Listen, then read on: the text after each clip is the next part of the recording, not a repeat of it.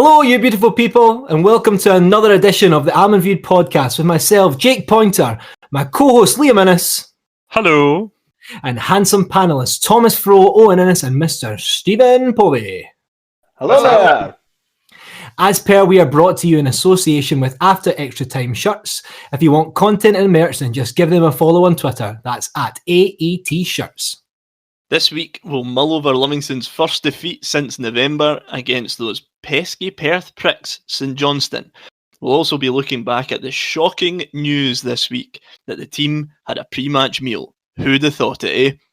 In our new favourite feature, Macaroni Matchup. We'll also be talking all things Livingston with the Highland Heartthrob, Mr. Barry Wilson, as well as looking back at his career as a whole, and what a career it was. We'll also be looking back at our favourite and most memorable games against that silly wee team for Dundee, ahead of our trip to Tannadice on Saturday against Dundeh Unitit. So pour yourself a double, load it with your favourite mixer, sit back, relax, and enjoy the next however many minutes of sheer West Lothian professional football-based content with us here at the Almondview Podcast.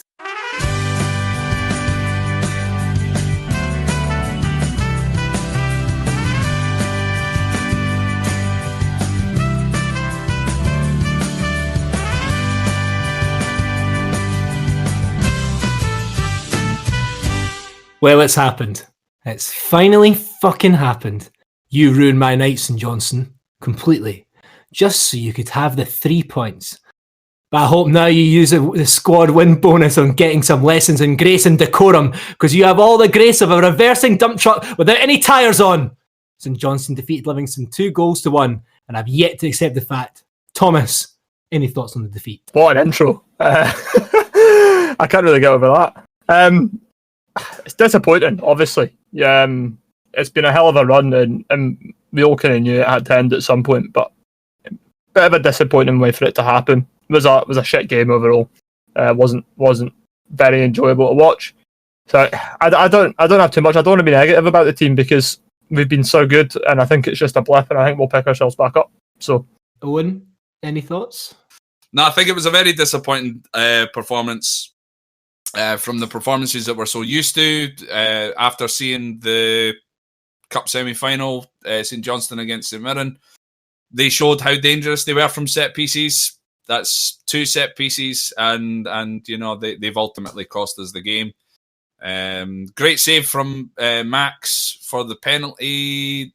I think there's a lot of people questioning his being off the line or whatever, but I mean it doesn't matter. And yeah, I think although we did sort of rally up in the second half, it was never going to happen. But yeah, a bit disappointing. But you know, there's still a few more games of the season left, so I think we'll be fine. So the next person I'm actually most interested in. So Liam, are you going to suck up his arse, or are you going to be honest on the podcast this evening? He was pissed. He was so. It's no fucking wonder he's not played for so long. Nah, do you know? It was like folks seem to think that like I'm his dad or something. And they're like, "Oh, your boy had a shiter." Nah, do you know what? He didn't play well at all. Fair enough. I don't know if it was maybe adrenaline on the Tuesday night game against Aberdeen. He is from Aberdeen as well, so I don't know if he maybe wanted to get one over on them or whatever, but nah, he was poor. The whole team was poor. There was just nothing creative, but I don't want to be too negative because we've been on a run, and to be honest, half of them looked fucking shattered. Like, they just, when Devlin conceded the penalty, they're just like, I'm not saying that he didn't have any fight, but he was just like, like, he just wasn't that bothered, and like, that's for no other reason than he just knows it's not our day. It's not to do with like his attitude or anything. He was just like, fucking hell, like nothing we do today is going to be any good. So, nah, poor game, really poor performances from some players. But as we said, there's plenty of games left, and it lulls St Johnstone into a false sense of security. Povey? Aye, it's all tactics. And we lost that on purpose for the 28th of February is the main one. Like, so, classic Davy Martindale, absolute genius. So, yeah. We'll be fine. We'll be fine for the final. We'll get back to it as well next game. I've noticed, like, just in a couple of last games, just mainly through like other teams' commentary, you know, they seem to think that Max Stryek is just a total shake. Constantly, I've not got any confidence in this keeper and all that. So I'm like, think about the amount of clean sheets he's got. And yeah, like 7 clean sheets out of 10. Aye, and like I get a few of his kickouts were a bit funky, and he had a few funky moments, but in general, he's been brilliant. So I thought that was pretty strange. But yeah, guys, just like you guys have said, like I don't want to be negative, but it's hard not to be negative when you watch, especially those set pieces. I don't know, again, because we weren't there, we couldn't really feel the wind or whatever, but I think it must have played a part. But if Jackson Longridge took one more fucking free kick, I think I was going to greet on my phone. Like, it was just brutal. Last Wednesday morning should have been an amazing time for Livy fans to wake up. Our first victory against Aberdeen in 17 years the previous night, the return of Aaron Taylor-Sinclair, and the taste of Aberdeen fans' tears fresh on our tongues. But no. I woke up, read the news, and Livy had the gall to have a fucking pre-match meal in Aberdeen at their Tory Macaroni restaurant. Thank you to everyone at the Daily Record to alert the country on such a scandal. So we decided, why not capitalise on this horrific news with our brand new feature, Macaroni Matchup. I will be picking players' names out of a hat, and the boys have to tell us what the player would have off the Tony Macaroni menu and why. So, Jake, tell us your starter, main course, and dessert for Nicky Devlin. Right, I've got the macaroni menu up because I need to get exact here. Okay, not fucking around.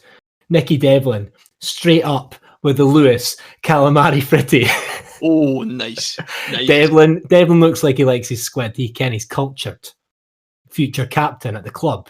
Likes his calamari. Moving on. Devlin, definitely, I think he's a pizza man. Does not fuck around. No barbecue base. No. No. He's a tomato-based felly. I think he's straight up meat man, Parma ham on it, and a bit of cheese. No Nice. fucking about. Lovely. Nice. And to finish up, doesn't even want dessert. He's a savoury gent through and through. No dessert. That's my choice for Nicky Devlin. Fairly solid choices, I would say. He looks like a very cultured man. He's cultured. And I agree with you on the old calamari frites. Okay, Povey, let's hear your starter, main, and dessert for Effie Ambrose. Effie Ambrose. Effie Ambrose. Effie Ambrose doesn't just have a starter for himself. He has a wee shared platter, like a wee anti-pasty thing. 100%. With it. But he gets Marvin Bartley, his pal, involved a wee bit. He'll have a wee nibble, and they'll reminisce over old times, you know. And what else but a champion pizza for the big man as well, you know. He is a champion. He's been a champion in his previous clubs, and he's going to be a champion at the end of this month. Champion pizza, by the way, if you've never had it. Oh, the barbecue sauce. It's a lovely, it's a damn nice pizza. So yeah. Dessert, well, it's probably a Knickerbocker glory man, isn't he? Let's be honest. Yeah, I would say so. I'd say so. So yeah, I'll tell you what, that's quite a nice wee meal. I wouldn't mind joining Effie with that myself. But that's a feast. That's all shavers. All for himself, let's be honest. I'm 100% behind the idea of Effie Ambrose having an antipasti platter to himself. Just for a starter. Okay, Owen, a starter, main, and dessert for number 10, Craig Sibbald.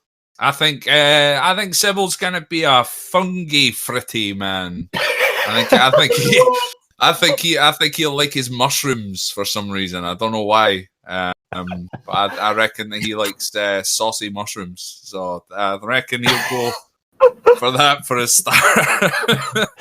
He's a hamburger boy, I reckon, as well. Oh, yeah. And I think he'll just go for the straight up Tony Macaroni hamburger. No cheese. With no cheese, no, no salad, no sauce, No sauce. no bun. No bun either.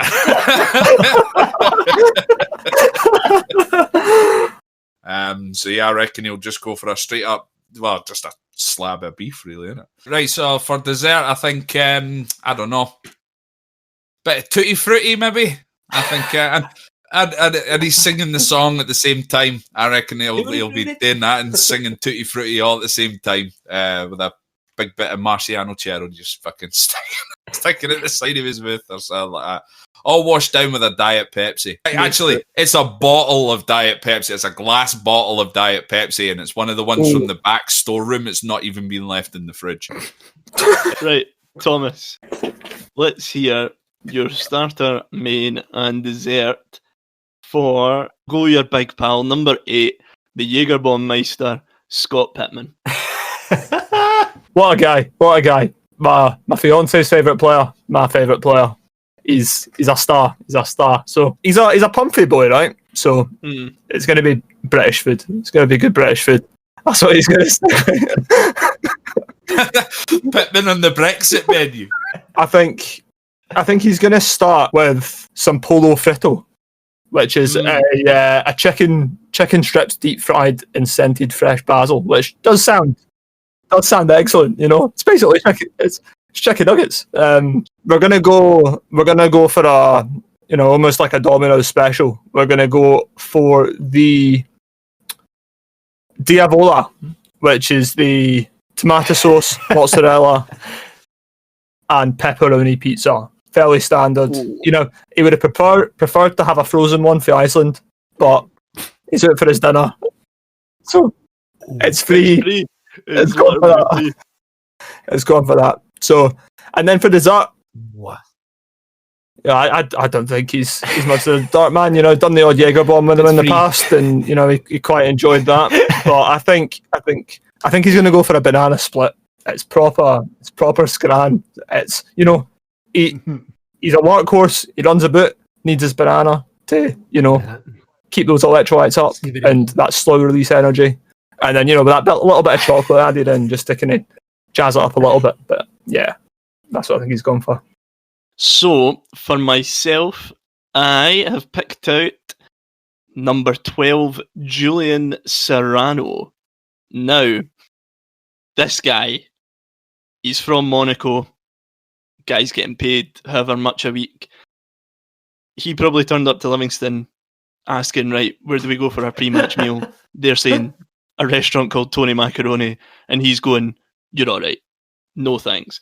But he's getting it for free. He has to eat with the team. So I'm going to say that he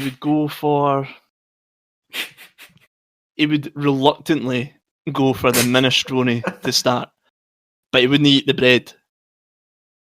He wouldn't eat the bread. He wouldn't want the butter. He would just want the soup, nothing else. And even at that, a tiny, tiny little portion. Or he just eats the pasta. He just eats a bit of pasta for it. Yeah. He takes one mouthful and then asks Jet if he would want his portion. For main, the guy is going for a caprese salad, no dressing, no cheese. Literally, just basil and rocket. Aye, that's all he's wanting. That's no dressing, no nothing. For dessert, he would have a glass of water. That's it. And he would be presented with a Knickerbocker glory, I reckon, and he would throw it in the face of Davy Martindale and say, his foot down, refusing why, of all the clubs I could have joined, I've come from Monaco to Livingston. Yeah, so I reckon half a portion of minestrone, a caprese salad, no cheese, no dressing, and a glass of water, no ice, for his pudding. This next guest is another absolute stoter. He's the only player so far to score a winning goal for Livingston in a European competition. He's our magnificent seven, the Highland Heartthrob himself. Please welcome to the Almondview Podcast, Mr. Barry Wilson. Hey! Thanks, guys. Pleasure to be on with you. Looking forward to it. Thank you. Thank you so much for coming on. Right, so let's just get stuck in. We'll talk a wee bit about your pre-Livingston career. So now all this information is according to Wikipedia. So they've not got half my goals on there, by the way. I think I'm saying the same thing, actually. I go on and Dr. Bingies though every week. So just stop me if there's anything incorrect. But right, so you started your career with Southampton and a brief spell at Ross County before a move to Raith Rovers during arguably the greatest periods of the Rovers' history, with them winning the League Cup against Celtic. In that same season, won the First Division by a single point at the expense of Dunfermline. Now, as according to Wikipedia again, as you were born in Kirkcaldy and your dad being a former Raith Rovers manager, was that championship medal a wee bit sweeter knowing that it was getting won over on Dunfermline? Right, first of all, my career started at Ross County. Oh, right, okay. who were in the Highland League at the time, and then I went down to Southampton. I basically for about 3-4 months, and then didn't enjoy it, so came back. Then went back to Ross County. So it's just missed out the first Ross County bit because my dad was the manager up here when I started off at about 16 years old. So, was it any sweeter because that's that housekeeping? But no, was it any sweeter?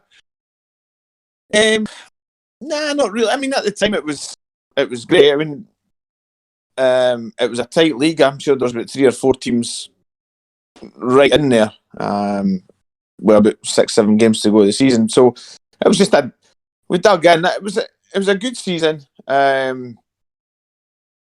had only signed that season from Ross County, and they were actually cup tie. I was actually cup tie. I played against Raith for Ross County in the League Cup, and then Jimmy Nichols signed me right after the game, pretty much, or a week after the game. So I was cup tied for the final, which was a bit of a blow.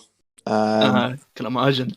But you understood. Well, if I didn't play against them, I wouldn't be there then. So it was swings and roundabouts. But like I said, it was good. It was my first domestic medal, and obviously lucky enough to go on and win a few more. So it was a good team. Stevie Crawford was there, Jason Dare, Daniel Lennon, boys like that, David Sinclair, Sean Dennis. So they were a right good squad. It wasn't my best ever. It wasn't my best performances as a player in my career by any stretch. But I was young, came from the sort of Highland League, so I was still sort of learning the trade. Well, the following season, Rovers had a great return to the top league, and because of the cup win that we mentioned, they had a shot at European football. Now, everyone remembers the famous Bayern Munich 0, Raith Rovers 1 scoreboard picture, but you played a pretty important role in setting up that tie, because you scored a vital goal against Icelandic outfit. I'm not even going to attempt the first part of the name, but something Acrones in a 3-1 win. Yeah. It was a Acrones of Iceland that they still go under. I scored the third goal that night. It was a great night. It was, I think it was my European debut. And it was 1-1, went 2-1 up, and then maybe 15 minutes to go, scored the third goal, make it 3-1, and then we went across there and hung on. We lost 1-0, so yeah, technically the third goal sort of got them qualified. But it was great experience. One of the highlights of my early career, that was for sure. Aye, I mean, like going from Highland League football, to European football in like less than 2 seasons must have been mental. Yeah. Well, I think, let's say, I signed for Wraith in September, so it would have probably been the following September, so it might have been a calendar year. Mm-hmm. You know, for the Highland League into playing in Europe. So, it was pinch yourself stuff. You know, no doubt. Probably, unfortunately, that was probably the highlight of my Wraith career, to be honest. It kind of went downhill after that. Jimmy Nichol left, and I didn't really feature much in the second half of the season. Actually, I kind of fell out with the manager, fell out of form, and got disillusioned a little bit, to be honest. Aye, because was it Millwall that Jimmy Nichol went to? Yeah. But then did he not take half the Wraith Rovers team with him? He took David Sinclair, Jason Dare, and Stevie Crawford with him initially. So, and then I think Paul Hartley went down. He was there the following year. But yeah, so he took 3 away.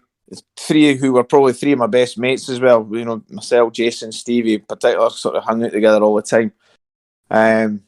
So that kind of probably affected me a little bit as well, to be honest. Well, you left Wraith Rovers in 1996 and you dropped down to the 3rd Division to join newly formed Inverness Cally Thistle. What was the reason for leaving Wraith Rovers to drop all the way down to the 3rd Division, or was there a chance to stay in the Premier Division, or did you have many offers on the table? Yeah, I had a couple of chances to. When I was at Wraith, there was a swap deal trying to get done between myself and John Cahoon at Hearts. That fell through, and then I was very close actually to signing for Dunfermline, which would have been interesting. But again, that fell through. And then the reason really was geography. I was getting married in the summer of '96, and so I came home, got married, went on honeymoon, came back, and Wraith had offered me a contract, but I turned it down.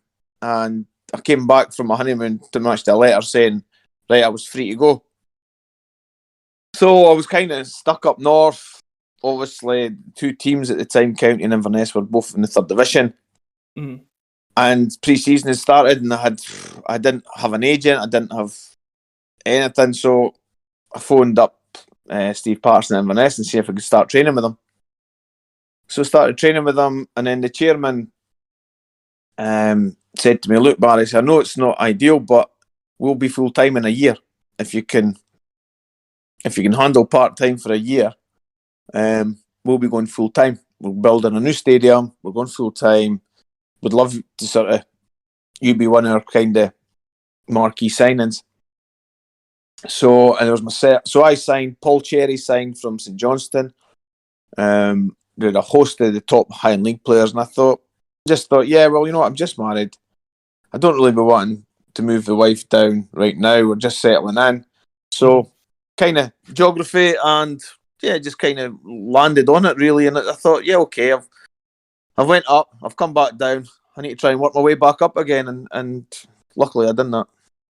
Yeah, well, I mean, the move to Cally Thistle proved to be the right one. As they gained promotions from the 3rd and 2nd Division straight to the 1st Division in just 3 seasons.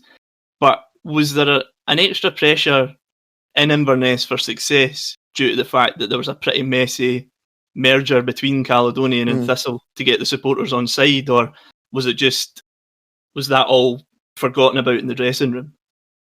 Yeah, the players didn't really. But I mean, obviously there was 2 or 3 players: Charlie Christie and Mike Noble, keeper Jim Calder, boys that had played for Inverness Cally or Inverness Thistle, but they were still good friends. You know, that was what it was. That's what it was like. But there was a little bit of, you know, we've really got to make this work. You know, they'd had a couple of seasons in Division 3. They joined in '94, so they'd had a couple of seasons of I was going to say mediocrity, probably mid-table, kind of 5th or 4th or something like that. I think they finished, and so there was definitely a kind of, you know, we really need to get going here, because they built a new stadium, like I said, and you know, they had to back it up with a good team. So you're famous for a couple of things during your time at Cally Thistle. One of the things you're most famous for in Scotland is that you scored the last professional goal of the 20th century against Clydebank, and the first goal of the new millennium against Livingston on the 3rd of January. But what goal was better? The header at Livingston, to be fair. Probably offside. The goal against Clydebank was it wasn't a great goal. It was against standing goalkeeper, and it made it 4-1. So kind of meant nothing really, that goal, until, and I remember that Bill Leckie put on in the paper in the morning that I'd scored the last goal of the millennium or whatever. And funnily enough, I had a chance to get the first goal because we were playing in the first game that morning because of, I think it was about 1 o'clock kickoff. Yeah, aye. Because Almondview they were building. Was it getting new floodlights, or was it just the new stadium was getting built?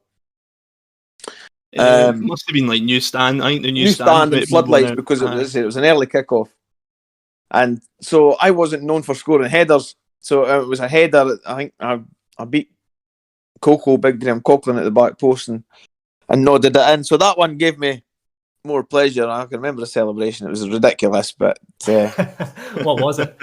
I was just like myself and Bobby Mann. Big Bobby Mann Bobby had been working with me all the time, playing head tennis. Let's go another hour head tennis, and me, Bobby, Mark McCulloch, and Paul Sheeran. So, and I always just get stick because I was hoping I couldn't put a header away. I was just cushioning it over the bar, over the fence, or whatever. So when I scored it, I just started running about, slapping my head like an absolute moron. And That's amazing.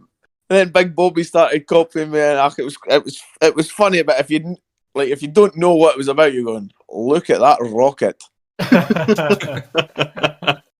Now, sort of weirdly enough, I never realised it was 21 years ago yesterday, but yeah, you were also part of the Super Cali Go Ballistic Celtic Atrocious team.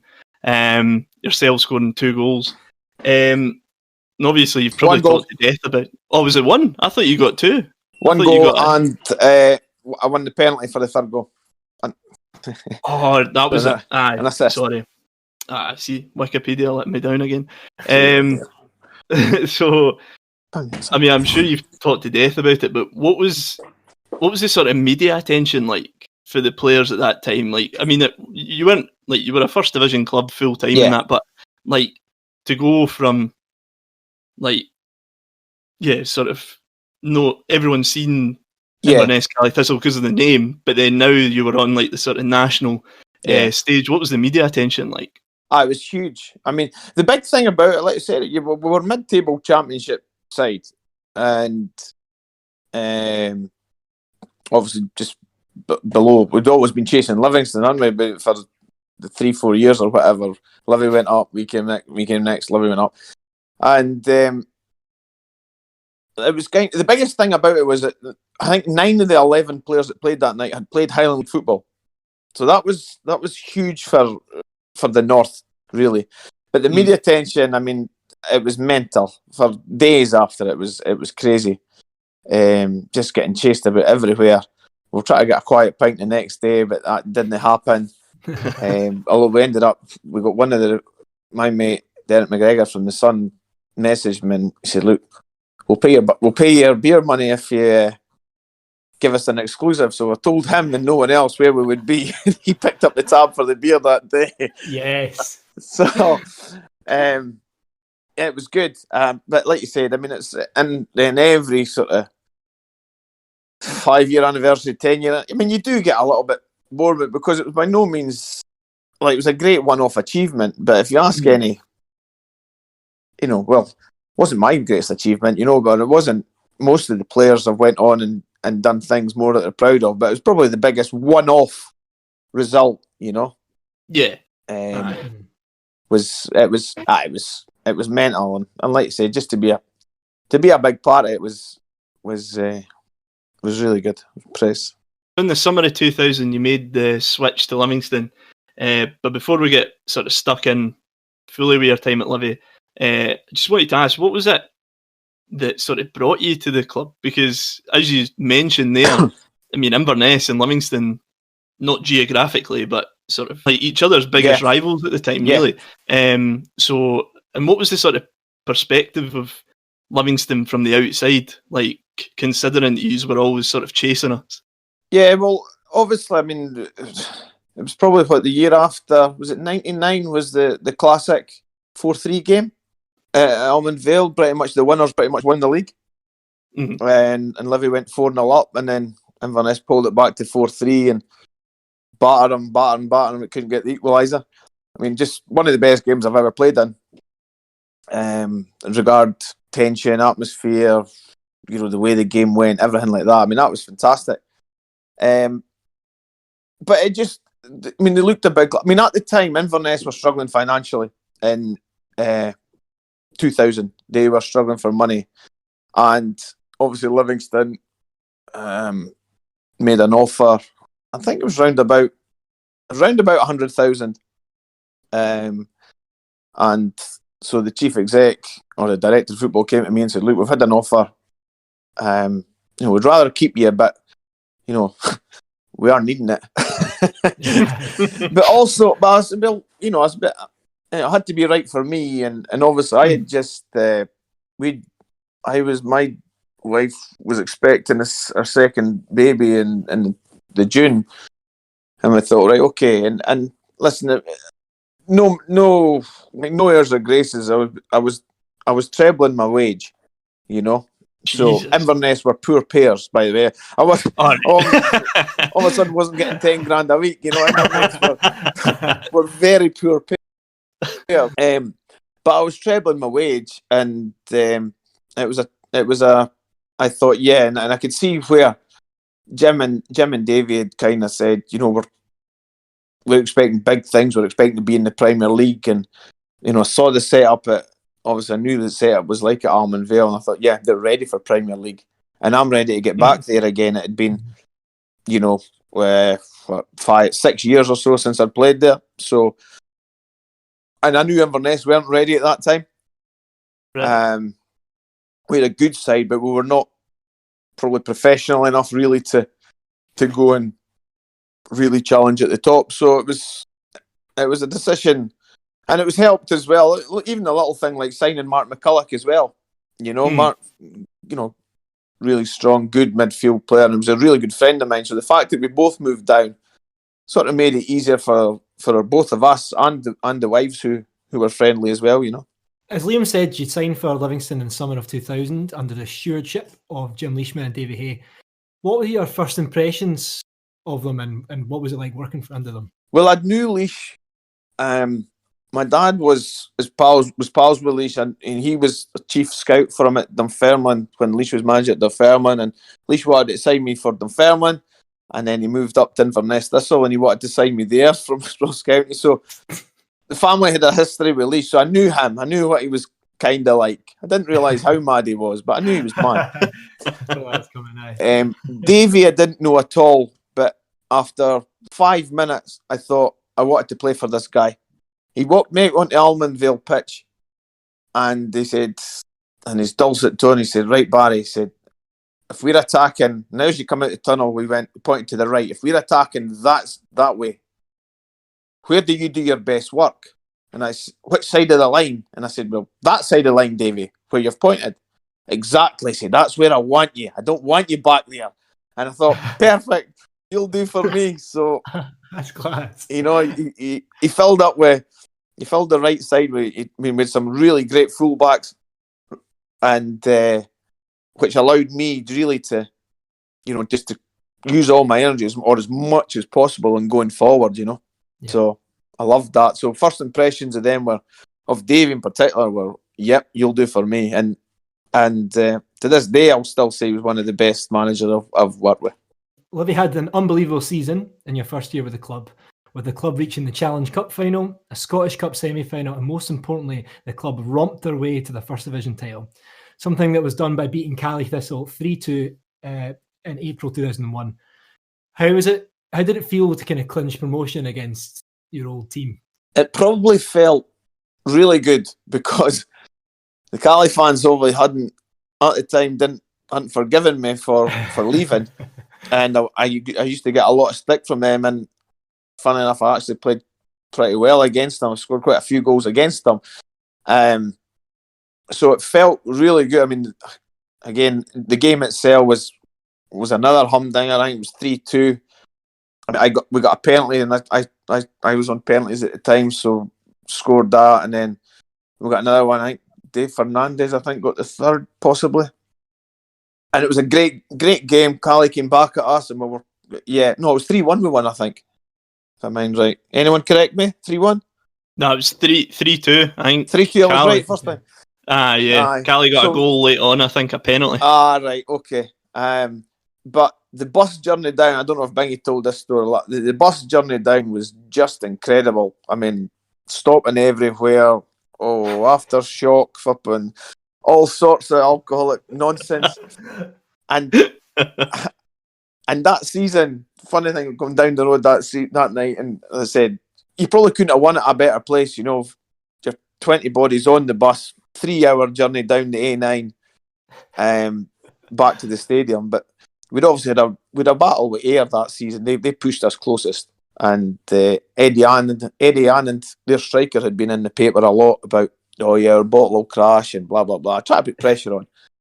So lo and behold, one of the boys had his number, had his phone number.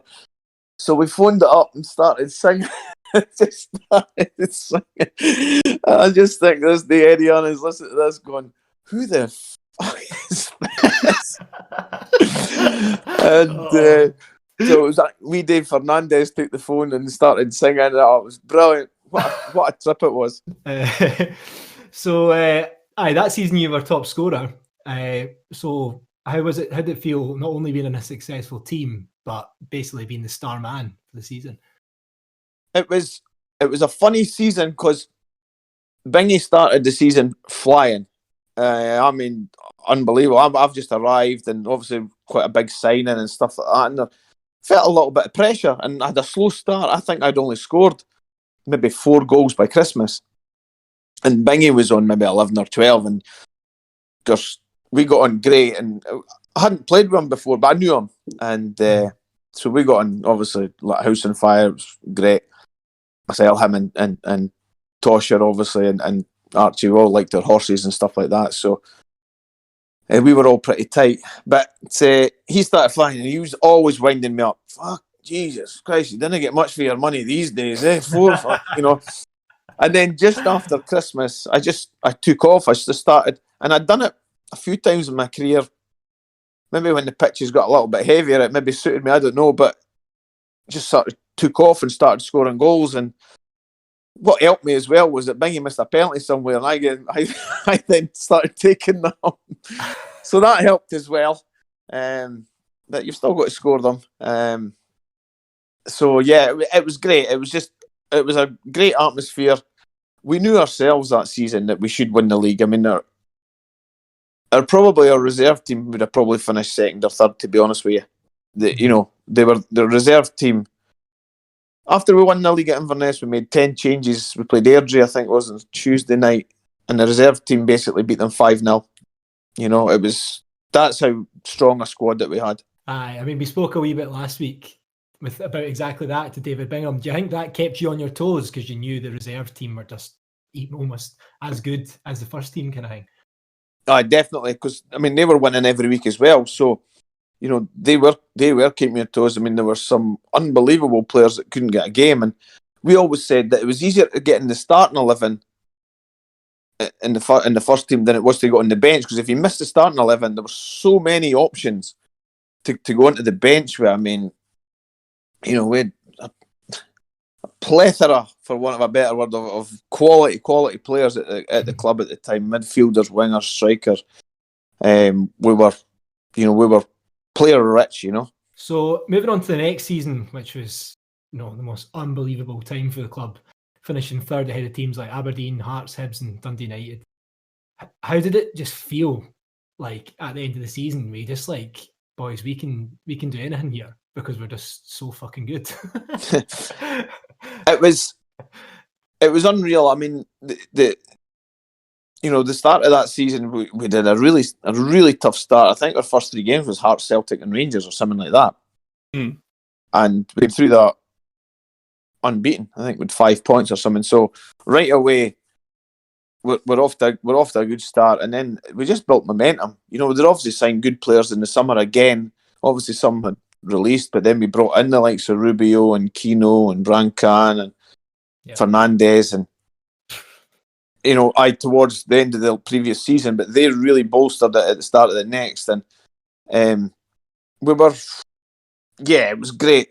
And, like the games, the important games that come to mind, you know, the one that sort of clinches top 6, and then the one that clinched Europe against Dunfermline, and then the one that clinched third in the last game of the season, I think, against Hearts, were, we did feel that apart from the Old Firm, we were the best team easily. We beat Hearts 4 times that season. I think we're the only team that's ever done that outside the Old Firm. Robbo keeps telling me that stat. Aye. So we were strong, with goals in our team, and we were strong, pretty strong defensive, and we had a great goalkeeper as well. Let's say you could. We'll talk about it later about the 5-a-side team, but if you ask me to name my best 15, I would probably struggle, to be honest. So you scored some absolute rakers in that season. Like, I remember from the stands just being complete in awe of you, to be honest, right? So I think we've been in the notes, we talk about our favourite one, arguably, is the one against Rangers. First of all, can you talk a little bit about that game? Because I rewatched it the other day, and you were getting battered, absolutely battered the whole time, and then you hit this out of fucking nowhere and smashed it in, and then you've hit this amazing goal, and then Stuart Lovell, in the last minute with overhead kick. Like, talk about that game at Almondview. It was. I mean, you said the Rangers. I actually scored probably a better goal at Ibrox with my left foot, half volley into top bin. We got beat 4-3 for Rangers at Ibrox. We were 4-0 down, and we had them on toast in the last half hour and just couldn't get time. But that game at Almondvale, it was quite funny. There's another celebration story, funnily enough. I don't know if you remember it. I pulled the winning of the jackpot. We always had a celebration at Livy, and I needed one more goal to get a bonus. Dominic had said, right, I think it was either 10 or 15 goals, and give you, I can't remember what it was, £1,000 or £2,000 or something. And so that was the magic goal. That was the goal that got me the bonus. So that was we were pulling the one-arm bandit, and we just won the jackpot. But so that game, I remember it was on. I can't remember what it was on. I watched it not so long ago, funnily enough, and I'm going, wow, I'm trying really hard to get a penalty here for a start. I think Amaruso must have wiped me out 3 or 4 times. Oh, so many times. But then Archie's goal at the end was just.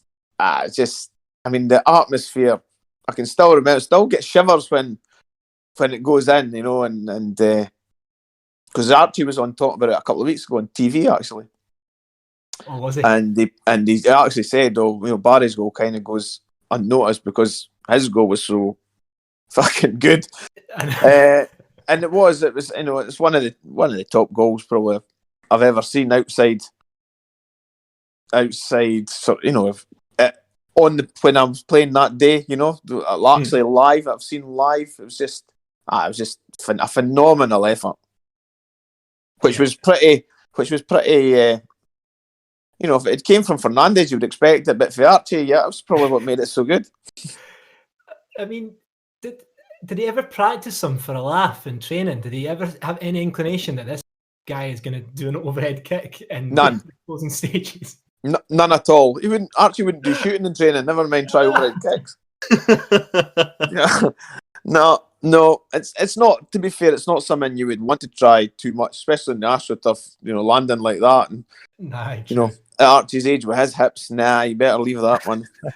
So we spoke a bit about David Fernandez, what an incredible player. So I know he ended up leaving, but I know one person shouldn't make a squad, but how did that feel in the team after he did leave? Yeah, it's kind of like, he was our talisman, he got us up the park, you would get him the ball, and listen, David was frustrating to play with. Don't unbelievable player, but at times he could be frustrating because he liked to hog the ball a little bit. But he got us up the park because he would take touches. And what he also done, which was great for me, was he kind of it was like he took two defenders away and they went, we'll just leave Wilson there. He's all right.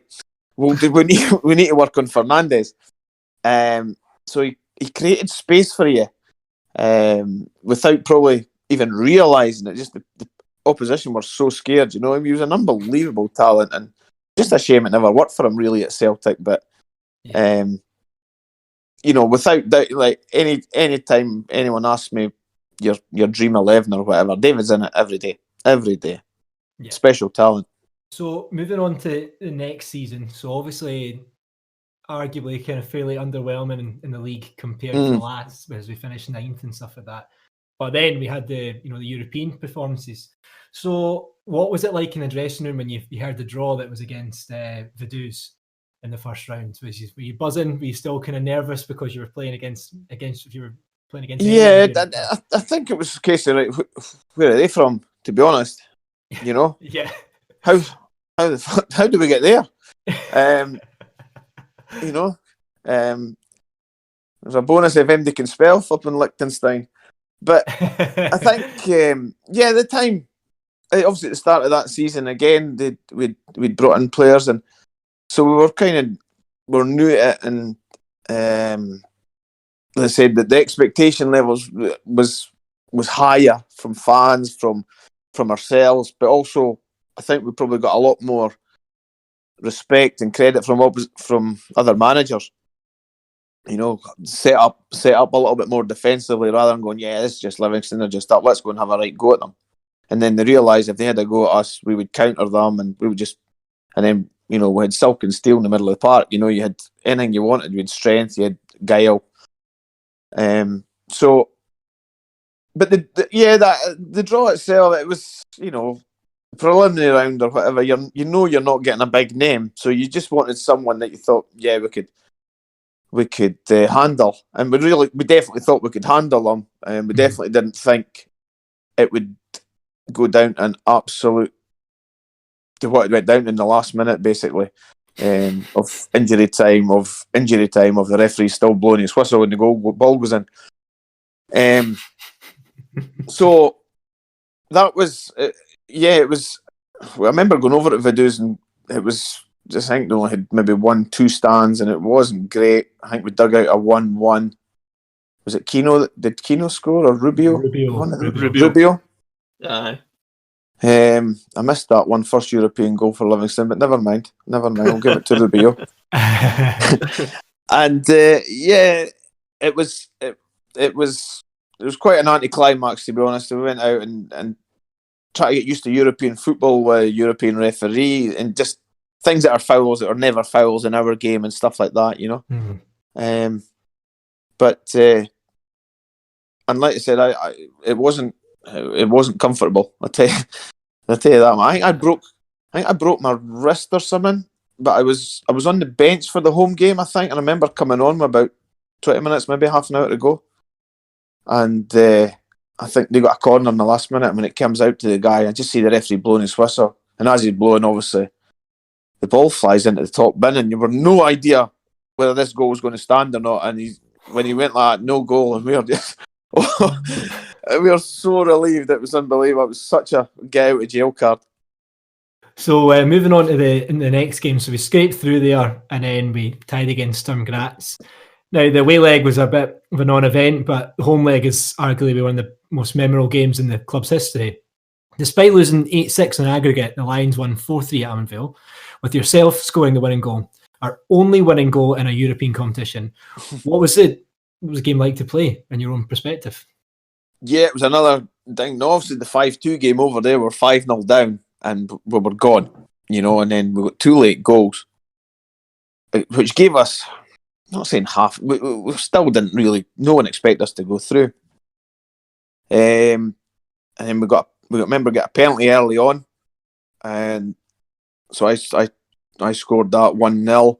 Had a few chances to go 2-0, didn't take them, and then I think they scored just before half time, and that was kind of it. Well, we need to score 5 or another 4 goals to win. That's not really happening. And then when it went to 2-1, 3-1, we were just, you were just playing a game. Then you were just hoping, come on, let's get out with some kind of pride. And then I think Marv and Bingy scored to make it 3-3, and they were kind of. It was a kind of aggro type of game. There was a lot of nasty little things. So when they scored the winner, and that's probably my favourite goal for Livingston, to be honest. And yet it meant absolutely nothing. But the reaction from the crowd, from the players, from the management. God, that was another celebration. I celebrated release of that one. As if we were going through, but it just meant so much, I think, to everybody that we won that game, and we showed that we could play football, and we actually had another couple of chances. I should have scored a hat trick. I missed a great chance for a hat trick with a header. I think Bingy stood up to about 6 yards out, and I didn't get enough on it. Absolute skiffy head. And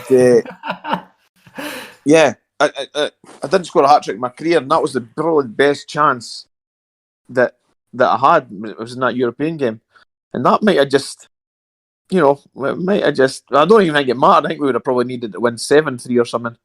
But it was a great night. It was a really, really good night. We knew we were going. Probably 80% knew we were going out anyway. When we go 1-0 up, you think, we've got a wee chance here. We'll get the next goal. But as soon as they scored for the rest of the game, you knew you weren't winning. It was all about pride, and the boys showed a lot of that. All right, boys, I'm going to just open it up to the rest of you. If you've got any questions for Barry. Povey, have you got a question? Yeah, I suppose just talking the celebrations, going back to the last game of the season when we finished third, the last game against Hearts, sorry. When that celebration, the Elvis it was. Yeah. I want to hear more about that. And are you quite the singer that? Do you know this, mate? That came about the week before. I think we had the Player of the Year dinner or the Player of the Year dance, and I'm sure there was I must have got up and sung or something. I do quite like grabbing the mic, to be honest with you. Good on you. And one of the fans had said, and I must have sung Elvis or something like that, and one of the fans had said, if you score next week, grab the corner flag and pretend to sing. So, of course, because it was right at the Livy end as well, and we scored. It's a beauty. And we thought, right across, and good for our word, It was so that's what that one was about. I'd actually got asked to do it if we scored at Tynecastle the following week. Well, it was a peach. I loved that. I know. So you're quite the singer then, eh? I don't know. I just said I grabbed the mic. I don't know if I'm quite the singer. I'm all right. I can hold a tune. And see that season as well. Quite interested and to find out what was it like playing with Brancon, Philippe Brancon, and like as a right back, and I suppose also when you were talking about that Sturm Graz game the following season, what was it like with the other Baldy Boland? Because you were talking about that game being aggro, and he was. Yeah. I would quite like to know if you have any stories about him as well. Well, Bobo, Gary Boland, he'd a run in with the right winger for Sturm Graz in the first leg. He'd obviously gave him quite a hard time, and I think Bobo had said to him, "Wait till we get you back at Almondview, wee man."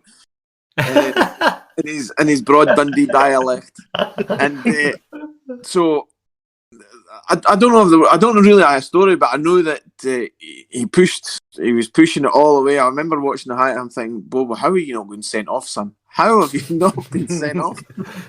Yeah, but Brancan he's another one could play. Could really, really play. He wanted me more defending a little bit. He wanted me back a little bit and had to get told a few times, no, that's not my job. And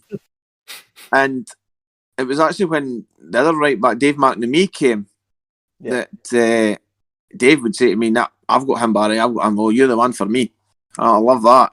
I don't have to run back here. That's great." Philippe wanted a little bit more cover, and probably rightly so.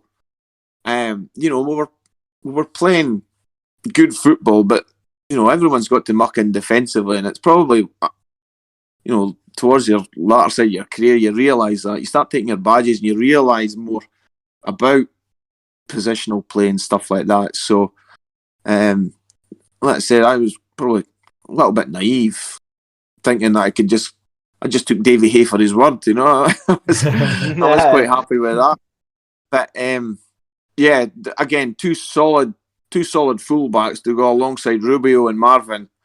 Nobody really out-muscled us, put it that way, with them four, Nah, it was amazing. No. Some team. Training was fun. Aye. Training was fun. Like, and what was bowling like in training? Like, was he didn't change. He didn't change. No, he had a few run-ins. He had a run-in with Sousa one time. They running with Big Eugene Daddy one time. Oh. But I thought they were like the nicest guys ever. Yeah, they are. But Gary was. Yeah, listen, I love Bobo to bits. I love playing with him. And as I said, he would always have your back, no matter what, And even on a night out, if there was any sign of trouble or anything like that, he'd be right across and sorting stuff out. So, no, top man, Bobo, top Legend. Man. Yeah. Class. Cheers for that. Thomas, you got any questions? Yeah, so it's something that we've touched on over the last few weeks. We've talked about the famous Livingston nightlife quite a lot. Was there anywhere in Livingston where the boys would go out and have a few shandies, or was it always kind of further out? And to follow on for that, have you got any good stories about any famous Livingston nights out in those seasons? We used to go out in Edinburgh, to be honest. That was more one, and I think there was a couple. Did Bingy obviously tell you about the when we went to Newcastle? Yes. Yeah. Yes. With Keno with the mask, yeah. Yeah. Brilliant. Absolutely brilliant. I think we came back from Newcastle, and then myself, Bingy, Tosher, and Bobo were out drinking it must have been the Sunday or whatever, or when we got back. And we're going out and we're trying to get into the Opal Lounge in George Street. And the bouncer was like, "Look, guys, you're not getting in. You've had too much to drink. That's plenty." And we're like, no, we're all right, mate. Come on, we're all right. No. And then we're just walking away and we're going, right, okay, fair enough. The guy's right, to be fair. We can hardly bite our nails. He's probably right. It's time to go home. And Bobo walks up. Am I allowed to swear on this, guys, by the way? Yeah. Bobo walks up and he goes, "See you." What is it? "See you. You and your fucking big donkey jacket. I'll take you round the corner and then I'll knock 7 bells at you. We've not had enough to drink. You'll know when we've had enough to drink, we'll be lying in the rain, pissing the gutter."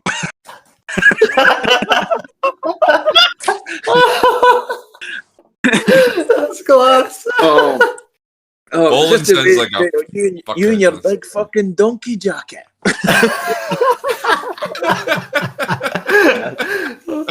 That's amazing. That's the kind of bowling story I want. Like that.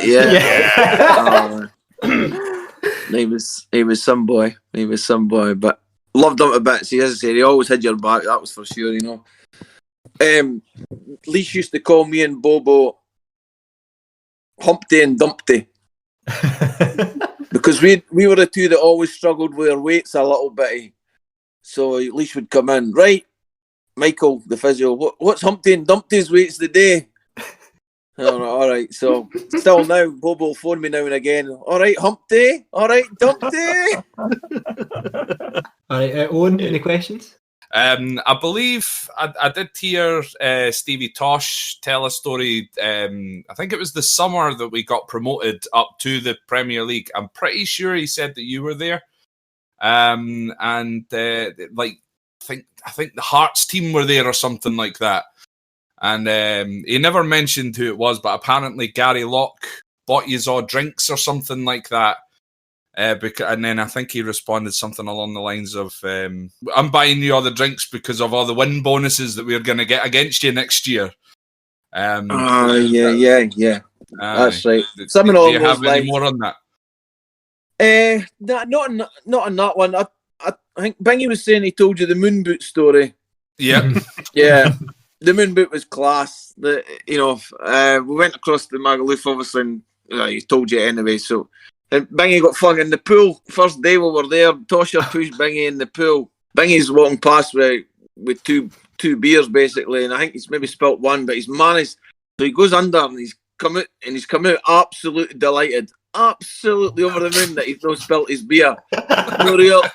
No realising that his passport and all his money's in his pocket. So he was Bing was raging. Bing was raging at that, but with great times. Like I think we were there, and me and Tosher we were walking along the road at Magaluf there, the little bit in front of the beach, and the police walked past, or the police they're in the car actually. We walked past the police car, and Tosher like, don't look now. They're looking at us because we're obviously 10 sheets to the wind. They were gone. So, all right. So I just stand looking at the sea, and then Tosher just walks on, and the police stop, and they fling me in the back of the car. Fling me in the back of the police car. Like, what's going on? You too drunk. Home, hotel now. So which hotel? And I'm going, man, I'd really struggle to know which hotel it is at, but it's one of those two we were there. So they puts me in, and up the stair, walked me right up the stair into my bedroom. Right, don't come back out. 10 minutes later, because I'm back out down the street. Next thing I see these two policemen again. They've just put me to my bed. I'm trying to find the boys because I'm trying to play catch up. Luckily for me, they didn't notice that it was the same guy they just put to their bed 10 minutes earlier. That's class. That's brilliant. See, in terms of like the foreign guys, obviously we've touched on like Fernandez and stuff, but there were so many more. Like the guy Rolando Zarate, he scored an absolute, that same game that you mentioned, the Rangers 4-3. Yeah, one of the best free kicks ever. Yeah. But what was it like, just sort of constantly having to be introduced to these like foreign guys, and some of them, Zarate, amazing. Guillermo Amor, not amazing for us, but he was good in the past. And then sort of these other guys that would arrive, and you'd be like, how the fuck have we managed to find this guy? That's, that was the... listen, I suppose there's two ways of looking at it. If you throw enough darts at the board, some of them will stick. So if you buy enough players, some of them are going to work. Or is it some good scouting, some bad scouting? We don't really know. I mean, for example, Brancan, Rubio, Kino, Fernandez, and at times Zarate, who was a bit of an enigma at times, but you've got then like an Aurelio or Del Nero. Masi Caputo was okay. He done a shift for the team when found it hard to probably break in. And a Sharif Toure, my man, and stuff like that. So there were definitely some very good ones and some very poor ones. So it was like we never knew what was real, what we're going to get when a next player came in, the next foreigner came in. We try to make them as welcome as possible. But at times you're like, oh, really? Do we really need another player? Is another one putting you under pressure? You start thinking about your own position and stuff like that. But because we already had such a big squad, we kept just adding at times. It was like, where are we going with this? And well, you saw where we were going with it in the end. It was kind of sad, really, how it went. Just at the end of that, I remember the summer when Davy Hay pulled myself, and I'm trying to think who else. There was 3 or 4 of us he pulled to say that Dominic was going to go for Mike Bassett or Marcio Burrell, whatever his name was. Yeah. And there was nearly like tears between us all. We're like, what's going on here? We're now bringing a foreign manager. Yeah, but this guy coached Ronaldo apparently. Oh, great, aye. So that was kind of like that meeting that Davey held with us, with 3 or 4 of us in the room at the front of Livingston, at the bar at the front of Livingston. We were in there having breakfast one day, and he pulled over us over at the table, the sort of senior players. And that was the start of the end right there. I didn't know it at the time, but it was the start of the end for me then. He came in and just after one training session, there's not a word of lie, after one training session I chapped on Davey and Biscuits, Alan Preston's door. They had a different office from what's his name again? Marcio Maximo. Marcio. And he used to always call me Wilson, not Barry or Baz or anything like that, Wilson, and that really, really annoyed me. It's like, fuck's sake, I'm not the fucking ball from Castaway. Do you know what I mean? So, after one training session, I chapped on their door and I said, just to let you know, guys, and that guy's an imposter. And they're like, yeah, we know. Oh, well, what are we doing about it? Well, there's nothing really we can do about it. He's kind of here now, but so it was after one training. You just knew that this guy was not a football manager for the level that we were at, and that was worrying. We went on. I think we went to York pre-season, and it was just rubbish, absolute rubbish. Training was rubbish. The atmosphere was rubbish.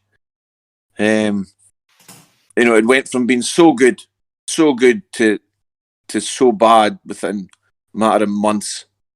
And then I think played about 4 or 5 games that season, and he would take me off after about 65 minutes. Honestly, I could nearly set the watch to 65. All right, that'll be me off again. And then that's when Robbo then knew, because we always keep in touch. Robbo was manager at Inverness at the time, and he just then knew that I wasn't happy with his training.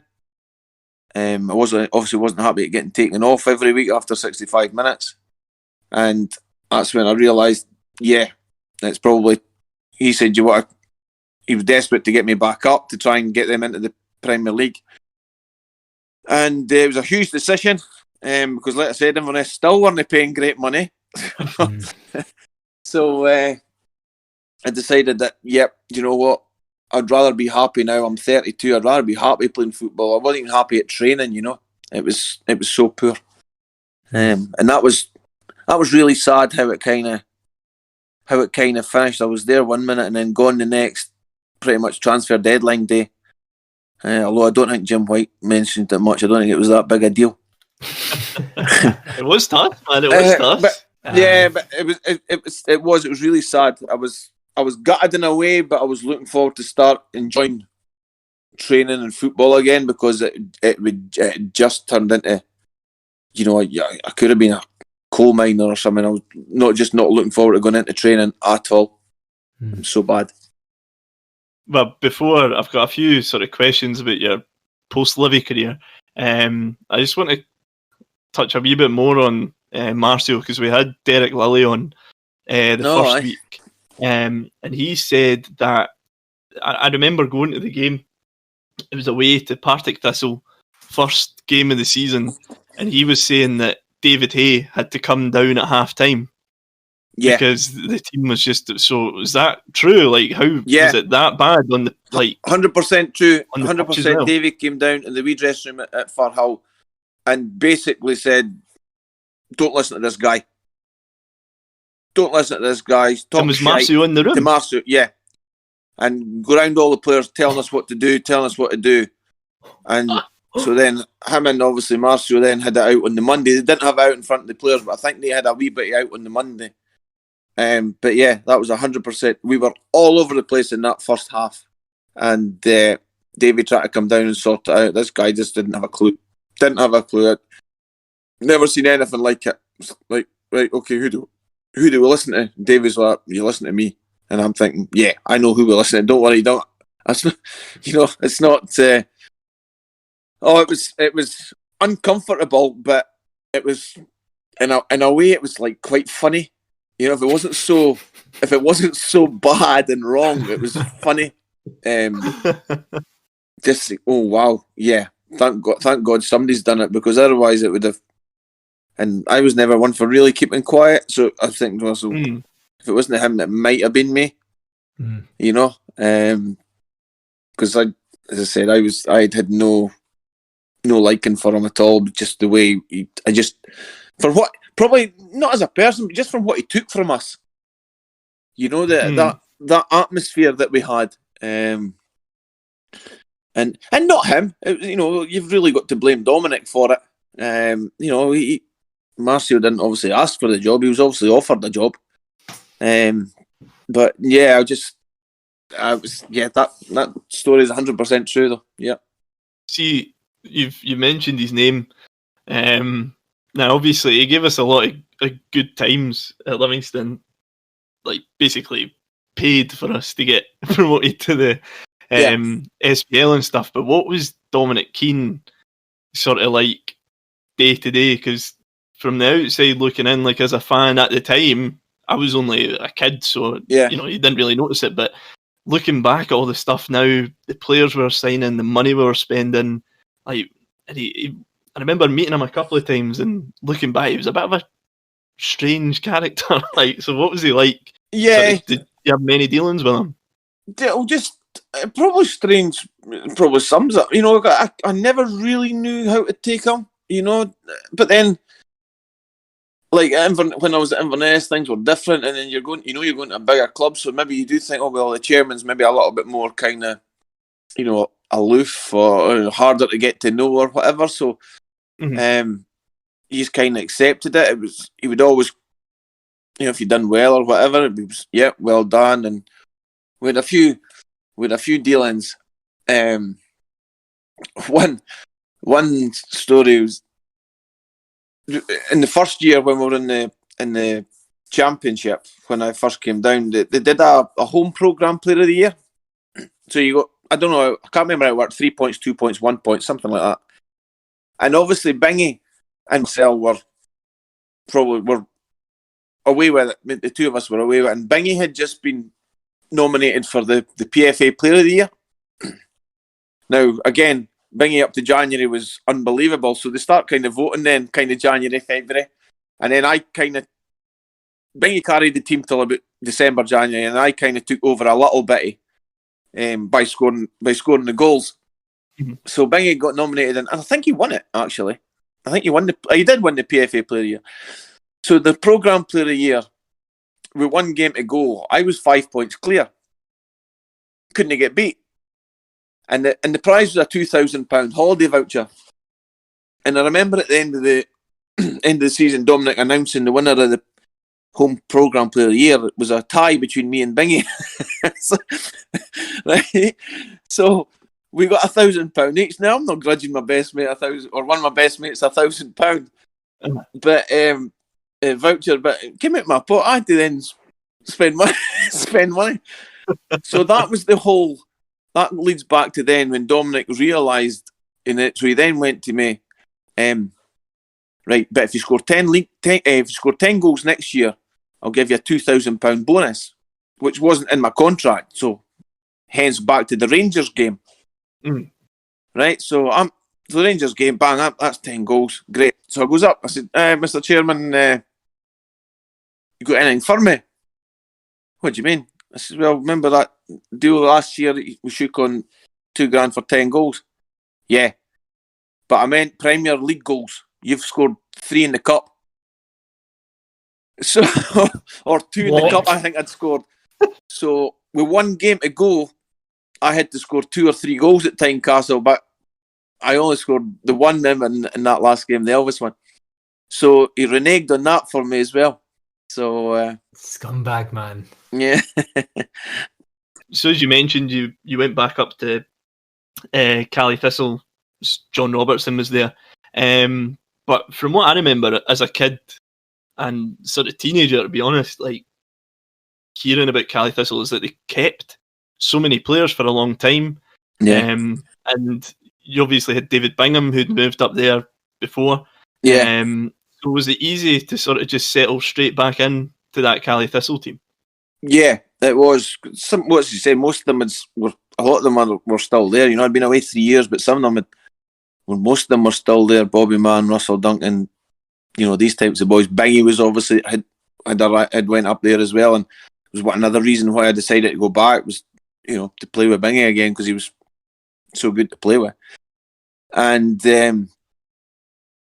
yeah, so it was easy. It was quite easy, and we hit the ground running, and it was a big decision. Listen, because like we said earlier, you know, I left Wraith from the Premier League. I decided to leave the Premier League. I didn't take up their contract, and then to decide to leave it again, and I got a bit of stick in the paper and stuff like that because you know, I've went from Premiership team down to the Championship team. So, but I knew that I'd kind of done finished business. We'd taken them from the third up to the first. They'd kind of stagnated a little bit in the first. So it was a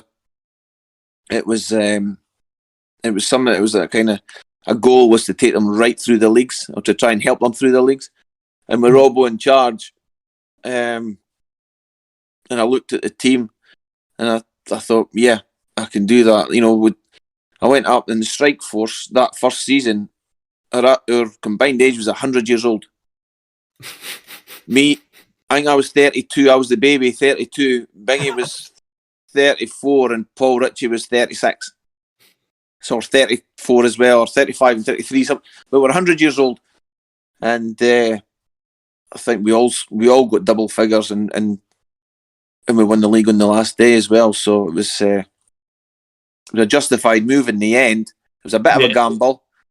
Financially, it wasn't a great deal, although, and I will say this about Dominic, the agreement package was obviously that I got a certain amount from Livingston as well, still because I was still under contract, and they were happy for me to go. Was that he made all the payments before administration. To be fair, he could have withheld them, but he paid me. So for the bad side of it, there was also you know, that part of it, which was fair play, you know.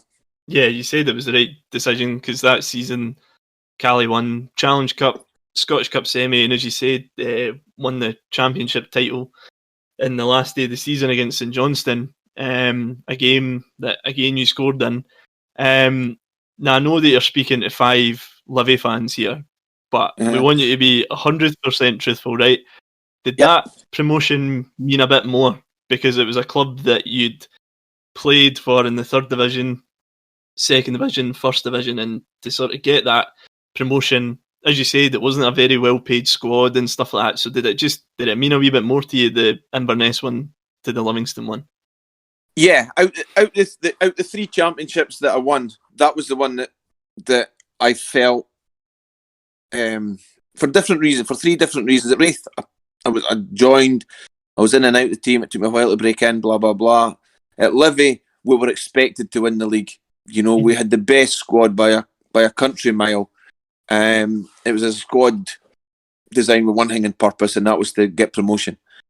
Now, as much as it was great achievement and we played some brilliant football, the justified the decision to actually drop down. I think that kind of what made it for me, and the fact that it completed the journey from the 3rd to the Premier League, I think it probably meant more. And the fact that I was probably 3 years older as well. I was 32. I just turned 33 when we won the league. So you actually think to yourself, yeah, that's probably going to be the last one, you know. So yeah, winning it in the last day of the season at home, helicopter Saturday, because Clyde could have won the league as well if we had slipped up against St Johnstone. Yeah. Scoring a goal, a penalty, which was probably the most nervous I've ever been in my life in the football pitch. Just absolute legs would hardly move. Try to take this penalty with 15, 20 minutes to go, 1-1. It gives me a lot of pride, to be honest, that season and that game. Because I started the season, like I said, in such a cloud of what word am I trying to use? I didn't know what was happening. You know, at Livy, I was kind of disillusioned. It's probably the best word I could use. Yeah. To finish in the season on such a high was just such a sharp contrast, you know. Did it make up for missing our League Cup? A little bit. To be honest, I would see if you offered me one against the other, I would be tempted because I never played in a final outside the Challenge Cup, 3 or 4 of them. But I never played in the Scottish Cup final, and I never played in the League Cup final. So, cup tied for Wraith, and then leaving Livy before they won it. They might not have won it if I stayed, so maybe I should have got a medal. I don't know. Well, David Fernandez took your number, and he was. So you left the number 7 for David Fernandez to come in. So could you have promised us the same? Same impact? Not a hope.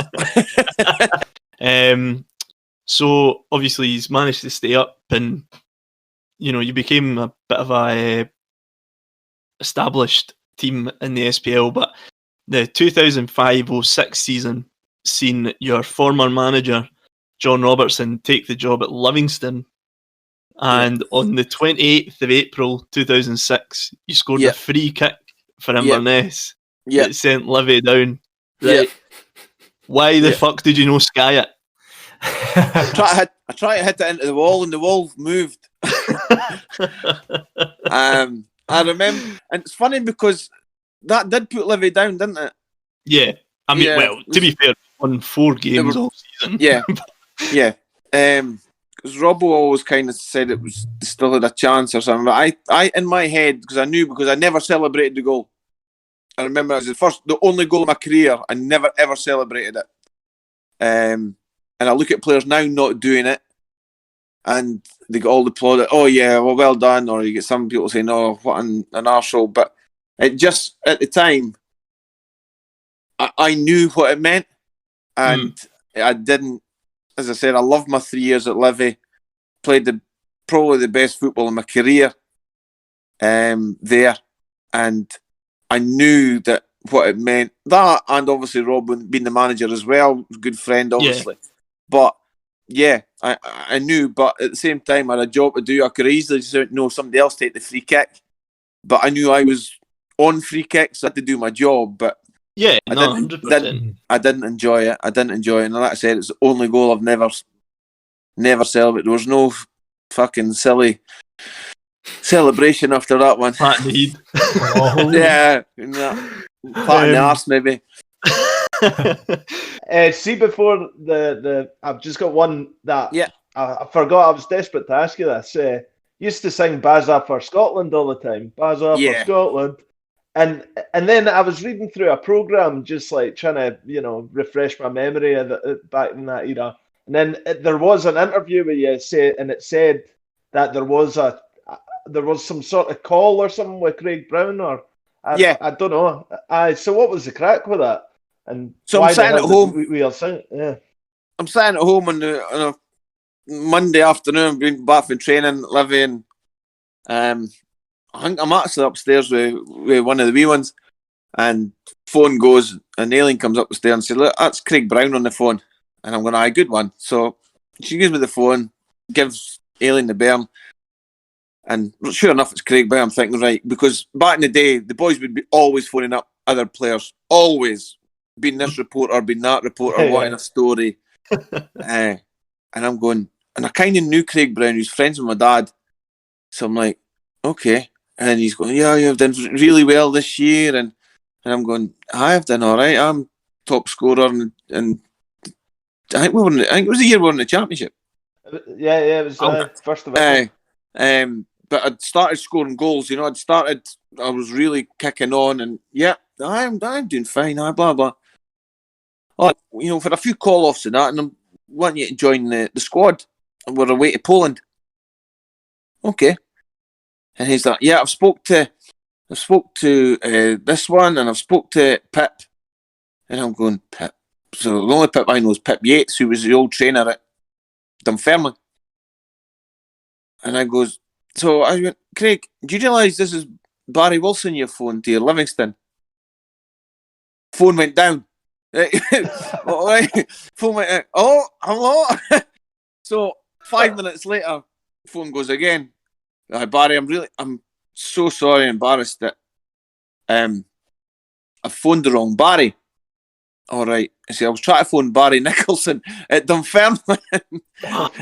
Right.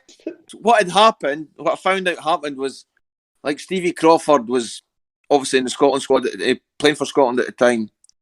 So they tried to get Barry Nicholson. They were needing a midfielder. So Craig Brown had said to Stevie Crawford, can you get Barry Nicholson's number? Steve was like, I've not got his number, but I'll get it for you. So Stevie Crawford had texted Jason Dare, who, again, the three of us back to Rave days, we always kept in touch. And he just texted him, have you got Baz's number? So Jason sent him me Baz, but Stevie was meaning Baz Nicholson. So story got out anyway. It didn't get out for a wee while. He didn't say anything. Players knew about it. They were pissing themselves laughing. Well, I tell a lie. Tosher knew about it. And then after that, the world knew about it. Everyone knew. Right? The world knew about it. And then it was a player of the year, and we were in a bar in Glasgow. We met Bill Leckie because we'd had a few drinks. I said, Bill, I've got a story for you he was telling a story. I've got a story that will beat all your stories. Going then. The Monday morning, it's in the paper, Craig Brown's raging. Raging, So then, the Sun, obviously, in their wisdom, they got a Scotland strip with Wilson 7 on the back. We were golfing one day, and they've tinned the strip and got a picture with, I think, Derek Fleming, me, Tosher, Bingy, holding up this Wilson 7 strip for Scotland. So that's how the song came about, Bazza for Scotland. They were basically trying to tell him that Craig Brown did phone the right Bazza, but never mind. That was class. Right, so we'll just finish up here with your dream Livy teammate, 5-a-side. 5-a-side. So they've got to play well to play 5-a-sides, obviously. So that rules me out right away. So I don't know. I thought you would be quite silky in 5-a-side. Nah, 5-a-sides. Nah, I needed space to run. I needed area to cross balls into. Nah, 5-a-side, no yes for me. I'll keep myself out. Bench at absolute best, but nah. If I was a 15-man bench in a 5-a-side team, I'd sneak on maybe. Broto and goals. Probably without a shadow, the best goalkeeper I played with, not just my Livy time in my career. His kicking was unbelievable, and big saves it would make with his feet. Phenomenal. Absolutely phenomenal. Coming for crosses 15 yards out and everything, just taking the pressure off. We wouldn't have to do that in 5-a-sides, but, I'm just saying. Defender, it was a toss-up between... I was speaking to Bingy, and Bingy didn't play a defender. He said, we wouldn't need one. Fucking never get the ball off us. And I thought, right, I'll get you, but I'm wanting a defender, and too much of the coaching me now. So I would actually pick Rubio instead of Big Marv. Fair play. I'm going to go for Marv, but Rubio's better on the ball, and if the team did get it, Rubio would win it back, but would be able to do something with it. That was his great strength. He could win the ball, but he could also pass it. So I'd have Rubio at the back, a midfield 2. I have to pick them, and I make no apologies for picking Tosher and Bingy. They're two of my best pals. We'll still keep in touch 20 years later, which is testament to how good a camaraderie we had at the time. So I definitely picked Tosher and Bingy. Like I said, silk and steel. Bingy was absolute quality. And Tosher he was the governor really. He would look after you, but he could also play. You know, that got overlooked a lot about Tosher. You know, how good he was on the ball, his touch, his vision, his determination, his drive. He could run past players with the ball. But he liked to put the foot in as well, and he was a hard man. So we've got a wee bit of both in there. And as I said, Bingy's Bingy. He's just on a different planet as regards what the pictures that was in his head about where to go next. He would see 2-3 passes in front. You know, the goal, the penalty that we got to win when we won the league for Inverness. Only Bingy would have seen my run. I made a run in behind, and Bingy was blind, but just knew where I would be. Only he could have played that pass. So without doubt, those two are in my midfield, and up front's Fernandez. It's probably no surprise. Like I said, I think he's been in every single one so far. Yeah. If anybody doesn't put him in, they're lying, right? So that's ever played with the guy, they would be lying, or they would be try to do something funny like play all 6'4" players or something like that. He would have to be in your team. Final size. You wouldn't get the ball off him. You really wouldn't get the ball off him. It was like I know it's a cliche, but it was just like glued to his feet at times. It was frightening. So that would be my team. Let's say I would maybe make 15th sub. There could be plenty of honourable mentions. One who I loved playing with for some reason, who a lot of people didn't. He was another Marmite. Was Dave Sousa. Really? Oh, yeah. I honestly liked him at Inverness, and I liked playing with him at Livy. I know he wasn't a fan's favourite. I knew that he was. Like I said, he was Marmite, but like in training and that, he would be phenomenal. You'd want him in your team in training. I'm not putting him in the team, man. He's not even getting on the bench, but I just thought I would give him a mention because type of guy I am. But no, he was one that was underrated. But no, that's my team, and I don't think. Like I said, Marv could have got in there, but I went for a wee bit more on the ball. And the only one that's unfortunate, apart from that, is Keno. Yeah, you know, and Keno will probably make most teams. But like I said, I went for Tosher in there rather than Keno. Just because I've not seen Keno in 15 years, and I might see Tosher next week. So, that's unreal. That's my team, mate, and it was good fun thinking about it. It would have been easier to pick 5 than it would have been 11. You know that. Good job you've made it a 5-man team. 11 would have been really tough. I would have sneaked into an 11. This has been the longest one so far, I think. I did ask Bing, and he said 2 hours. I went, oh no, I've 2.25. Right. It's crazy how fast it passes as well. Like it does. It's no often I beat Bingham. There you go.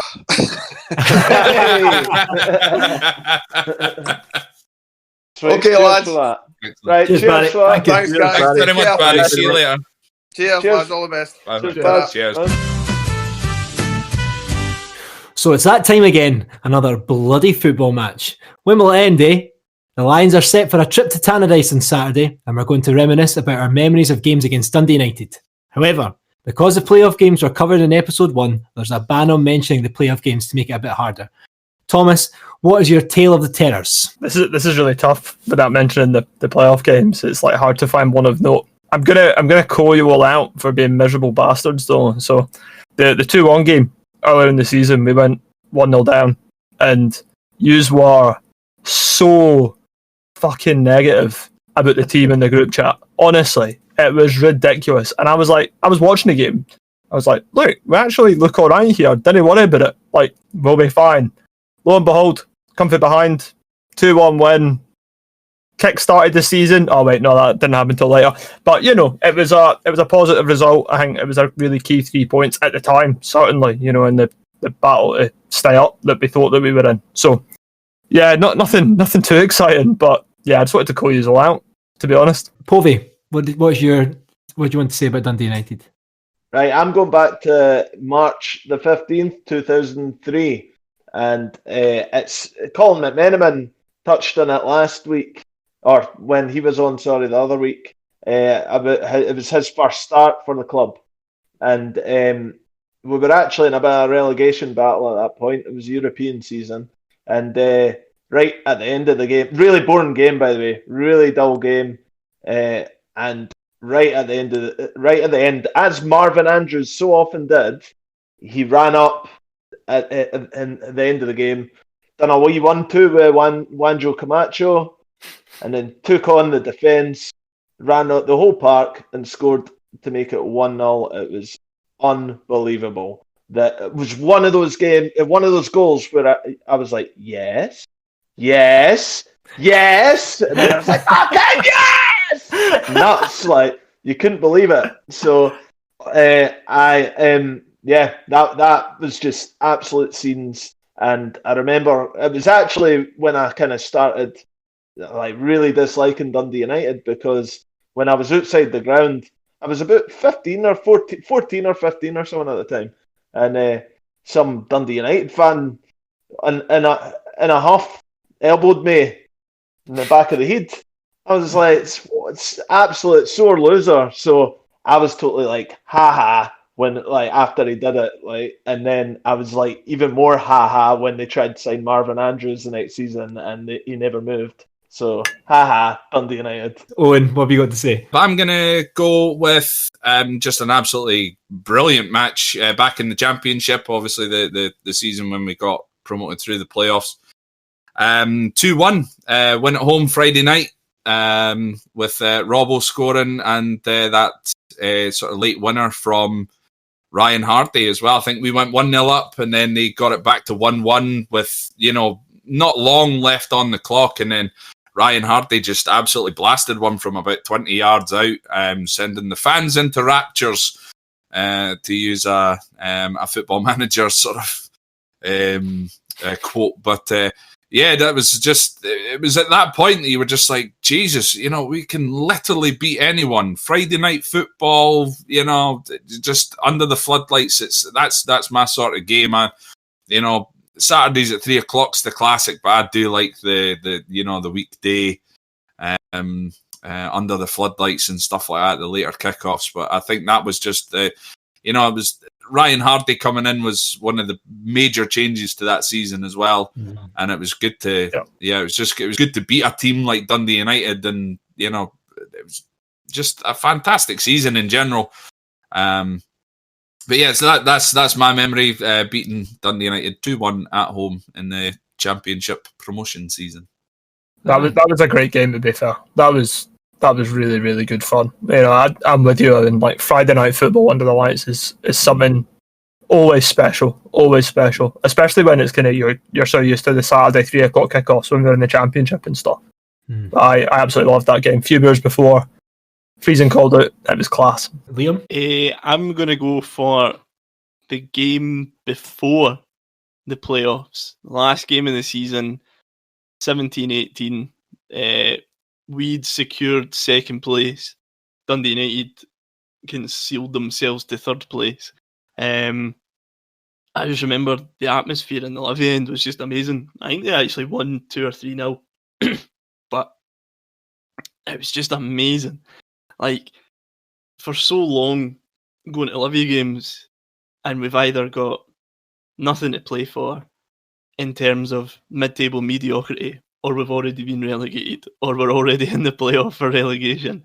But this one, because we'd sort of secured second place, finishing above Dundee United that season was amazing, and obviously went on to win the playoffs. But even though we lost, the Livy fans just didn't stop. It was probably the first sort of away trip I really remember Livy fans actually being positive for the full 90 minutes despite getting beat. We didn't stop, and then I just remember everyone laughing at Dundee United giving the players giving their fans like doing the lap of honour, clapping them and that for finishing third in the fucking Championship behind St Mirren and Livy. But that game sort of sticks in my mind, even though we lost it. But nah, It was a good total atmosphere. party. It Total was, party, man. All the confetti and that. Mind the gap, Shabba low. Like the whole 90 minutes. Like, it was so fucking good, man. Boy, oh boy, wasn't that a delightful listen. Thanks again for listening. Be sure to follow us on Twitter and Instagram at Almondview Pod, all one word. That's at Almondview Pod. Follow us on Facebook by searching for the Almondview Podcast. And remember to subscribe to us on YouTube, Spotify, Apple Podcasts, or wherever you get your podcasts from. And why not send us some feedback if you like on any of the social media that we've just mentioned. Forza Livy, hope to see you next week.